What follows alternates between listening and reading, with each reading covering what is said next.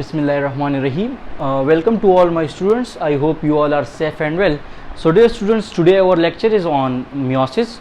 और पिछली वीडियोस में हमने माइटोसिस के बारे में पढ़ा था कि व्हाट इज़ माइटोसिस और डिफरेंट फेजेस, जितने भी फेजेस थे माइटोसिस के अंदर वो पढ़ चुके हैं। और उसके बाद हमने सिग्निफिकेंस ऑफ माइटोसिस पढ़ लिया। आज का लेक्चर हमारा मियोसिस के ऊपर है। फिर मियोसिस के फेजेस, मियोसिस फर्स्ट और मियोसिस सेकंड, और उसके अंदर हम मियोसिस फर्स्ट को पढ़ेंगे। और मियोसिस फर्स्ट के अंदर सिर्फ हम प्रोफेज फर्स्ट को डिटेल में स्टडी करेंगे, क्योंकि ये सबसे मुश्किल फेज़ है। इसके जितने भी इवेंट्स है वो बहुत मुश्किल है, और जो जितने भी स्टूडेंट्स हैं उनको बहुत से मुश्किलात होते हैं इसमें। तो आज हम सिर्फ और सिर्फ इसी को डिटेल में स्टडी करेंगे। बाकी जितना भी मियोसिस का इवेंट्स होते हैं, फेजेस है, तो वो बिल्कुल सिंपल ही है। तो स्टार्ट लेते हैं मियोसिस से। इससे पहले हमने पढ़ा था सेल साइकिल की तरफ थोड़ा जाते हैं। Cell cycle, okay. तो हमने पढ़ा था कि सेल साइकिल एक इंटरफेस पर मुश्तमिल होता है, इंटरफेस, और दूसरा डिवीजन फेज, ओके। फिर इंटरफेज दोनों, यानी डिवीजन फेज अगर कोई भी सेल आगे जाके डिवीजन फेज, फिर अगर कोई बॉडी सेल हो तो वो माइटोसिस के थ्रू डिवाइड करेगी, जो हम पढ़ चुके हैं। और अगर कोई जर्म सेल हो मियोसिस के थ्रू डिवाइड करेगी, यानी जो सेल आगे जाके फिर एक इंडिविजुअल बनाएगा, एक दूसरा ऑर्गेनिज्म बनाएगा, एक जाइगोट बनाएगा, तो उसके अंदर क्या होगी, मियोसिस होगी। तो डिवीजन फेज के लिए ये जो इंटरफेज है, इसमें इसको हम प्रिपरेटरी फेज बोलते हैं। इसमें वो सारी चीज़ें प्रिपेयर्ड होती है, यानी डिफरेंट प्रोटीन्स हो गए, डीएनए रिप्लिकेशन हो गया, सेल की ग्रोथ हो गई, वो जितने भी इवेंट्स होते हैं वो सेम होंगे। अगर किसी सेल ने माइटोसिस के थ्रू डिवाइड होना है या किसी सेल ने मियोसिस के थ्रू डिवाइड होना, तो मियोसिस के लिए भी पहले क्या होगा, इंटरफेज होगा। तो ये आपको याद रखना है। अब हम मियोसिस से स्टार्ट लेते हैं। तो मियोसिस हमारे पास एक special type of cell division है, ओके, जिसके अंदर दो चीज़ें आपने याद रखनी है। एक क्या, हमारे पास एक पेरेंट सेल होगा, पेरेंट सेल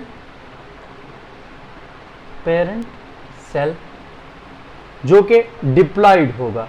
2n में लिख लेता हूं डिप्लॉइड के लिए, ओके। ये हमारे पास एक पेरेंट सेल हो गया, ओके। तो माइटोसिस में हम पढ़ रहे थे कि एक पेरेंट सेल से दो डॉटर सेल्स बनते हैं, लेकिन यहाँ पर मियोसिस में हमारे पास एक सेल से 4 सेल्स बनेंगे, और हर एक सेल को हम क्या कहेंगे, डॉटर सेल, ओके। तो फर्स्ट पॉइंट ये हो गया कि एक डिप्लॉइड पेरेंट सेल से 4 हेप्लॉइड डॉटर सेल्स बनेंगे, डॉटर सेल, ओके, जिसको हम एन से। अब डिप्लॉइड और हेप्लॉइड का मतलब क्या है। हर एक सेल आपको पता है कि उसके अंदर नंबर ऑफ क्रोमोसोम्स होते हैं, ओके। कितने नंबर ऑफ, किसी सेल के अंदर 46 होते हैं। जिस तरह के अगर हम ह्यूमन की बात कर ले तो in each cell of human they have 46 chromosomes and 23 pairs of chromosomes, okay. तो हर एक सेल के अंदर डिफरेंट क्रोमोसोम्स, किसी के अंदर 20 होंगे, किसी के अंदर 4 होंगे, किसी के अंदर 10 क्रोमोसोम्स होंगे। तो उसको हम, जब वो डिप्लॉइड होंगे बॉडी सेल, तो उसको हम डिप्लॉइड कहते हैं, ओके, डिप्लॉइड।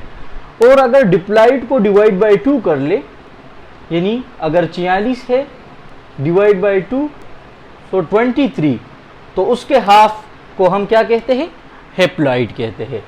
तो अगर यहाँ पेरेंट सेल में हमारे पास नंबर ऑफ क्रोमोसोम्स 46 हो, तो in each daughter cell 23 chromosomes will be here.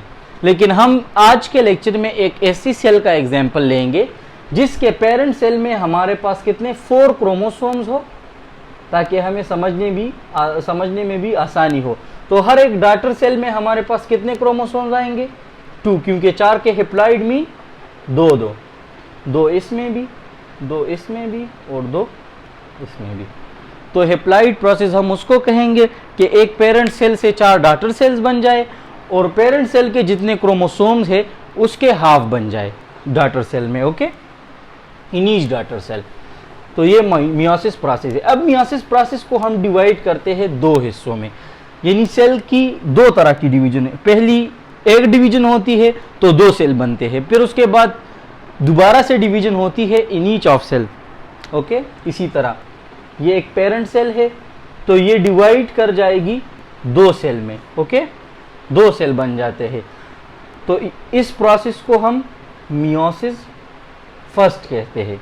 Okay, कि एक दफा डिवीजन हो गई, फिर इस सेल से आगे जाके 2 सेल्स बनते हैं और इस सेल से भी आगे जाके 2 सेल बनते हैं, यानी दोबारा से डिवाइड होती है। तो 4 सेल हमारे पास अराइज होते हैं और इसको हम मियोसिस, इस फेज को हम मियोसिस सेकंड बोलते हैं।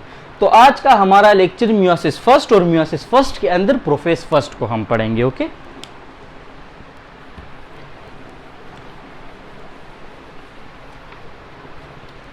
लेकिन यहां पर आप आ जाए, मियोसिस क्या है? Process of cell division in which an diploid parent cell generate 4 haploid cells and the number of chromosomes in each daughter cells become half। तो ये मैं पढ़ा चुका हूं। इसके बाद फेजेस ऑफ मियोसिस, तो meiosis first and meiosis second. अब मियोसिस फर्स्ट में हमारे पास फर्दर केरोकाइनेसिस यानी किसी भी सेल का न्यूक्लियस डिवीजन और साइटोकाइनेसिस किसी भी सेल का साइटोप्लाज्म डिवीजन। तो केरोकाइनेसिस को फर्दर डिवाइड किया है prophase first, metaphase first, anaphase first and telophase first. अब प्रोफेज फर्स्ट हम स्टार्ट लेते हैं, लेकिन प्रोफेज फर्स्ट का स्टार्ट लेने से पहले मैं आपको एक यहाँ पर एक सेल का डायग्राम भी बना देता हूँ और जिसके थ्रू हम समझेंगे डिफरेंट स्टेप्स कि कितने इवेंट्स होते हैं। तो यहाँ पर मैं एक डायग्राम बड़ा करके दिखा देता हूँ। ये हमारे पास एक सेल है, ओके, पेरेंट सेल है। इसके अंदर हमारे पास क्या है? न्यूक्लियस है और न्यूक्लियस के अंदर हमारे पास क्रोमेटिन मटेरियल है जो कि मिक्सचर ऑफ हिस्टोन प्रोटीन, ये हिस्टोन प्रोटीन हो गए, और इसके अराउंड हमारे पास क्या? डीएनए मॉलिक्यूल इसी तरह रेप्ट होता है।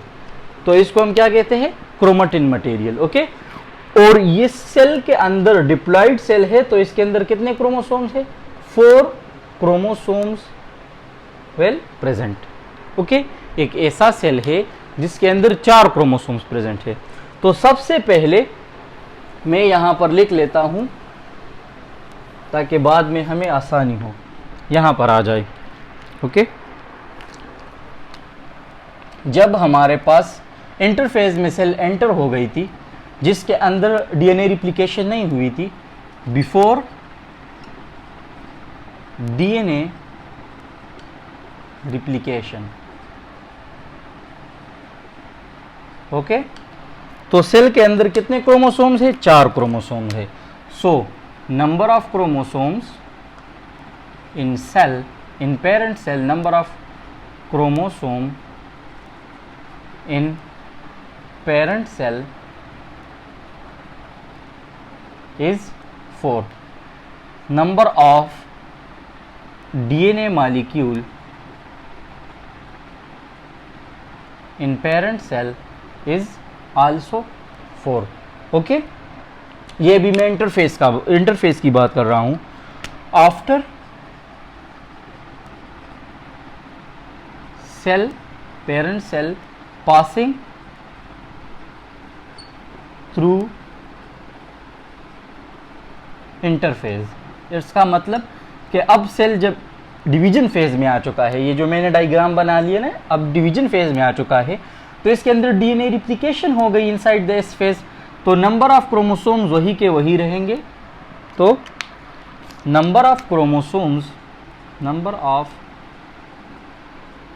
Chromosome will be 4 and number of DNA molecule is equal to what?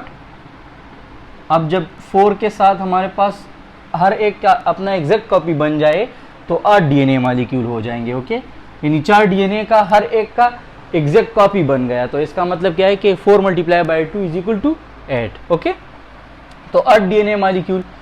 अब हम यहां पर आते हैं कि 8 DNA मॉलिक्यूल 4 क्रोमोसोम्स के अंदर रेप्ट होंगे, तो इस वजह से हमारे पास क्या बनेगा? सिस्टर क्रोमेटिड्स बनेंगे।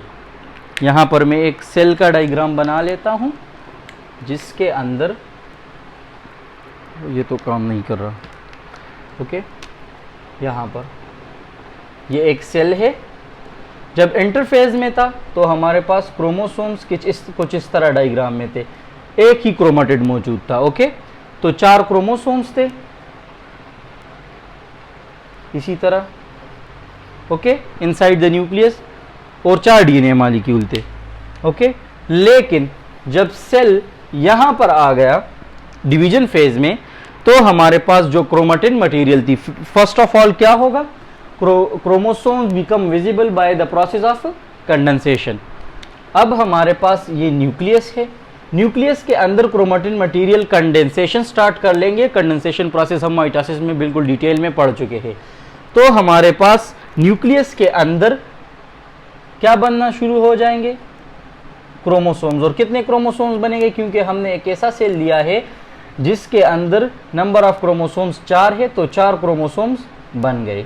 ओके, अब 4 क्रोमोसोम्स बन गए। यहां करीब में सेंट्रियोल प्रेजेंट है जो कि स्प्लिट करके अपोजिट पोल की तरफ आ चुके। ओके, इनसे क्या अराइज होते हैं, स्पेंडल फाइबर अराइज हो गए। ईस्टर स्ट्रक्चर आप पढ़ चुके होंगे। इसी तरह धागे अराइज हो जाते हैं जिसको हम स्पेंडल फाइबर बोलते हैं। ओके, अब नेक्स्ट स्टेप में क्या होगा कि ये जो न्यूक्लियर एनवेलप है वो डिसअपियर हो जाएगा, वो डिसअपियर हो जाएगा। ओके, वो डिसअपियर हो गया। अब ये जो क्रोमोसोम थे, 4 क्रोमोसोम थे, वो साइटोप्लाज्म में इधर उधर घूम फिर रहे, लेकिन एक दूसरे के साथ अटैच नहीं हो गए। तो अब इन्होंने क्या करना है कि जोड़े बनाने हैं। अब आपको पता है कि जब ये डिप्लॉइड यानी ये जो ऑर्गेनिज्म बना था, तो इसके अंदर हाफ क्रोमोसोम्स मदर से आए थे यानी फीमेल बॉडी से, और हाफ जो थे वो फादर से आए थे। ओके, फादर से आए थे। तो इसका मतलब कि इन क्रोमोसोम्स में 2 क्रोमोसोम्स किससे, फादर से, और 2 मदर से आए हैं। तो अब एक फादर का और एक मदर का आपस में जोड़ा बनाएगा, और दूसरा भी एक फादर का और एक मदर का जोड़ा बनाएगा। अब ये जोड़े बनाएंगे।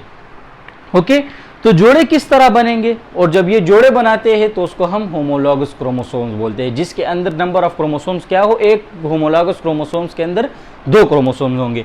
तो 4 क्रोमोसोम्स है तो कितने होमोलॉगस पेयर्स बनेंगे, 2 पेयर्स बनेंगे।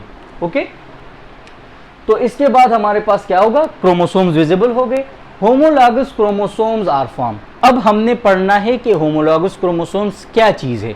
ओके, अब ये जो 4 डीएनए मॉलिक्यूल है, ये जो 4 क्रोमोसोम्स है, 4 क्रोमोसोम्स, इसको समझने के लिए थोड़ा मैं इसका डायग्राम को चेंज कर लेता हूं। एक क्रोमोसोम्स हो गया, इसी तरह ये दूसरा क्रोमोसोम्स हो गया, तीसरा और चौथा। अब 4 क्रोमोसोम्स हमारे पास आ गए। सबसे पहले हम होमोलॉगस क्रोमोसोम्स की डिफिनीशन पढ़ लेते हैं। Homologous chromosomes are made up of chromosomal pair.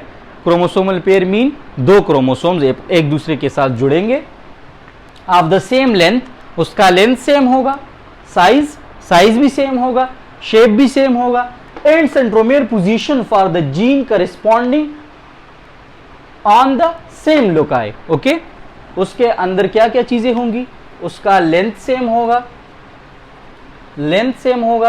Shape same होगा, साइज सेम होगा, सेंट्रोमेयर पोजीशन सेम होगा, और जीन लोकेशन सेम होगा।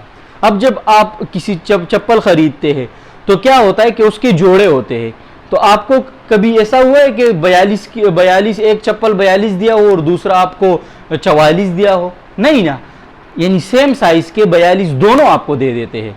तो इस तरह जब क्रोमोसोम्स की पेयरिंग होगी तो वो क्रोमोसोम्स आपस में एक दूसरे के साथ जुड़ेंगे जिसकी शेप सेम हो, लेंथ सेम हो, साइज सेम हो, सेंट्रोमेयर पोजीशन सेम हो और जीन लोकेशन सेम हो। तो ये 3-4 चीजें तो आपको समझ आ गई कि लेंथ सेम हो, शेप सेम हो, साइज और सेंट्रोमेयर पोजीशन। ओके, लेकिन ये चीज, ये जो हमारे पास थी क्या, जीन लोकेशन। ओके, अब आप देखते, आप यहां पर आते हैं, यहाँ पर। ओके, ये मैं मिटा लेता हूँ, यहाँ पर डायग्राम से मैं आपको समझाता हूँ।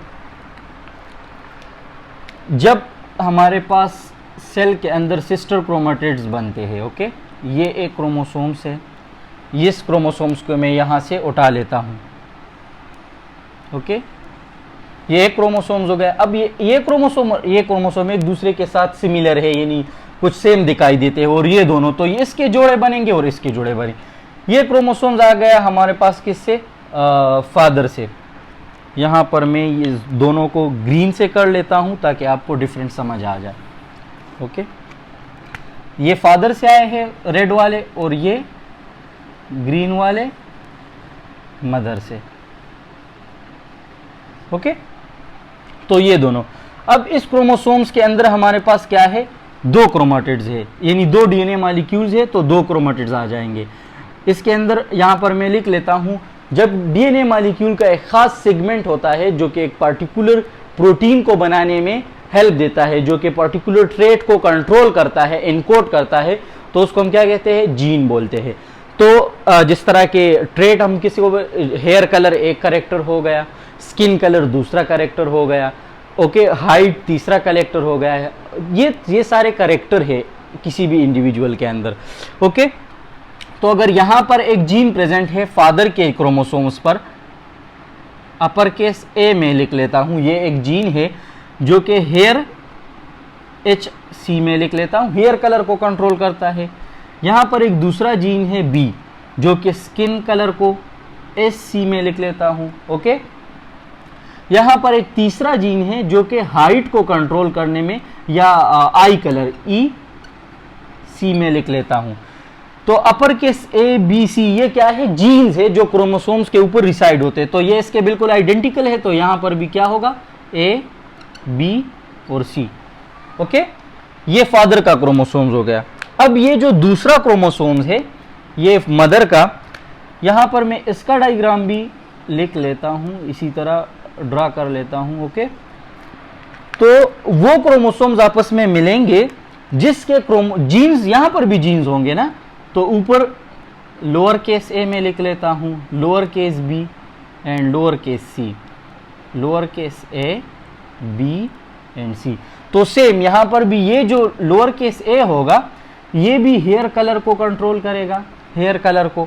ओके, ये जो बी होगा ये स्किन कलर को कंट्रोल करेगा, और ये जो सी है ये हमारे पास आई कलर को कंट्रोल करेगा। लेकिन यहाँ पर अपर केस है, वहां पर लोअर केस है, तो इसका मतलब कि अगर वालिद का बालों का कलर ब्लैक है और जो उसकी बीवी है, यानी उसकी जब बच्चे की माँ है, उसकी बालों का कलर क्या है, फीमेल का, वो ब्राउन है, तो अपर केस और लोअर केस, यानी क्योंकि ये होमोलॉगस क्रोमोसोम्स आइडेंटिकल नहीं होते। Okay, same size, same shape, same shape, same size, और क्या है हमारे पास, यहां पर आप देख, साइज, शेप और लेंथ ये सेम हो, सेंट्रोमियर पोजीशन ये सेम होंगे, लेकिन आइडेंटिकल नहीं होंगे।